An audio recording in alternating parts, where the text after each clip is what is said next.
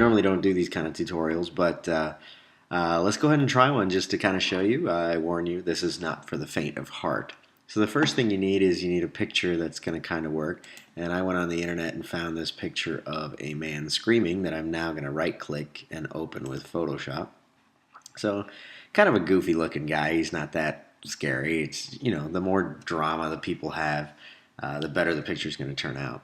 But the first step to kind of horror this guy up a little bit is I need to duplicate him. So I'm just going to right click on the layer and say duplicate layer, and go ahead and hit OK. And you'll notice I have my original layer and the duplicate. It doesn't look like anything because they're laying right on top of each other. Now, in order for this effect to work, I want to kind of take some of the color out. So what we're going to do to the duplicate that we just made, we go up to the image menu. Now, in Photoshop, the image menu is great for photographers. This has a lot of different adjustments as far as brightness, levels, curves, exposure, hue, and saturation, all these wonderful things that photographers love to use. The one that we're looking at for this particular one is called desaturate. It's not necessarily black and white, but what it's going to do is it's just going to pull the saturation of color out of the picture so it kind of looks black and white.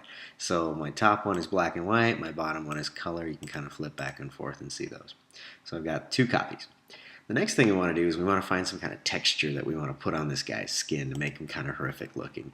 So I went to Google and I like stuff with cracks in it. So I said cracked texture, anything with like cracked mud or drywall or anything like that. We want to get something, and the more deep the cracks, the more interesting it's going to look. So over here, you want to make sure that you get some, click on large so you get some nice kind of big cracks to work with. And once again, your choice in this, the more interesting the cracks and the scarier the picture is going to look. So this one right here, I'm just going to copy it, right click and say copy. And I'm going to go back to Photoshop and do edit, paste. And you'll notice right away that my texture is pasted in there. Now it's pretty big, so if I use the move tool, you can see that it kind of takes up the whole screen, which for now is okay. But I want to go back to my layers here and notice that whatever you paste is on top. But I want the layer to go right between the two copies there. Right now it doesn't look like anything's there because I've got my black and white one on top. Underneath that I've got my texture, and then I've got my original picture. So I'm going to bring those back up. Now the powerful thing about Photoshop is called blending modes, and they're right up here where this says normal. Each layer has its own unique blending mode, and what these are different levels of opacity that allow different qualities of light to pass through. So my top layer, which is just the guy's face in black and white, I'm going to switch that to what is called soft light. Okay, under blending mode, soft light. You'll notice that he kind of disappears, but if you look, you can kind of see the outline of the guy overlaid on top of the texture. You kind of have to look hard for that. Now, on layer 1 where I have the texture, I'm going to switch that one to a different blending mode. This one is called color burn. It's a pretty intense adjustment. And what you'll see is now that texture is kind of sitting on my guy's face, and that very dramatic texture is making it look kind of scary. So that's kind of the real key here, and the texture is on its own layer, so I can take the move tool and kind of move this around, and you'll notice that the cracks and the light and dark really kind of make this guy look a little bit more kind of intimidating. So it's kind of up to you where you decide to place this, and it gets that kind of horror look. There you go, that kind of darkens up his eyes. Now the key to good texture is that it only should be where you want it. Now, on his teeth, it kind of looks cool, but over here you can see this little dark part going over his mouth, and it makes it look more two-dimensional. So I'm going to go to my eraser tool, and up here in the eraser tool, you can change the size just like you would with a brush, so you notice it's really small, or you can crank it up and it's really huge. I don't need one that's big, but the thing I really want to focus on is called hardness.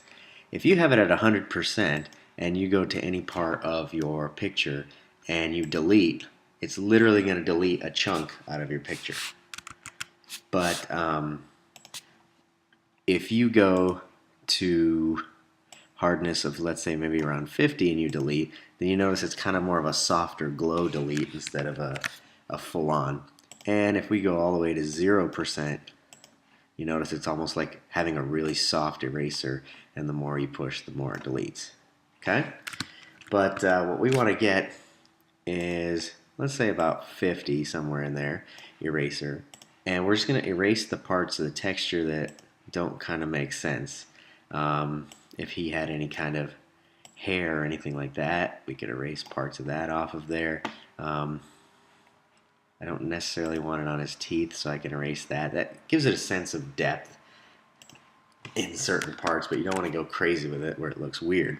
Now we want to kind of change the color of the whole thing. So what we want to do is create an adjustment layer. So under the layer menu, this is called new adjustment layer, and what it's going to do is this brightness, contrast, vibrance, whatever we do, it's going to affect everything that's underneath it. And the one that we want to do is called hue and saturation. It's going to say, what do you want to call it? I'm just going to call it hue and saturation 1. And you'll notice under your layers, I've got this new layer now that is sitting on top of everything else. Right now it's not doing anything. But if I go to adjustments, here I'm going to bump up the saturation to about 26. You'll notice that some of the reds are coming out of his face a little more intensely. And you can move this hue slider to give it more of that kind of bleached out, not necessarily bleached out, but single tone kind of scary movie effect. That's kind of nice right there because it brings his eyes out. And then the last thing right down here is the darkness, the lightness, sorry. If you were to bleach this out, it would kind of ruin your effect. But if you start to go just a little bit darker, you notice it kind of gives that dramatic look that we're going for. And that's pretty much it as far as the kind of textured horror look that most movie posters use. But another thing you can do, and this is just kind of extra, back on my original layer, we have two tools. One is called the dodge tool. The dodge tool is literally like pouring bleach on your picture. So if I were to go over his teeth, it doesn't look like much happened, but I go again and again and again, you start to see his teeth are getting bleached out. So maybe I'll do that with the bottom set too, just kind of make the teeth stick out a little bit. It kind of draws focus to the mouth. The opposite of the dodge tool is called the burn tool. Instead of bleach, this is kind of like if you had a sheet of paper and you just held a match under it. And with each click, it progressively makes everything get darker. And that gives it that more dramatic look. And that's pretty much how you do a really simple 30-second, I guess I spoke more for 30 seconds, but a really simple kind of horror Halloween effect. And if you take all the layers off, you'll notice that the original picture is untouched. We just have this layer that has the texture, this layer that has the black and white version that gives it more shadows, and then the adjustment layer which makes it the color. And that's it. You can do this with any kind of picture.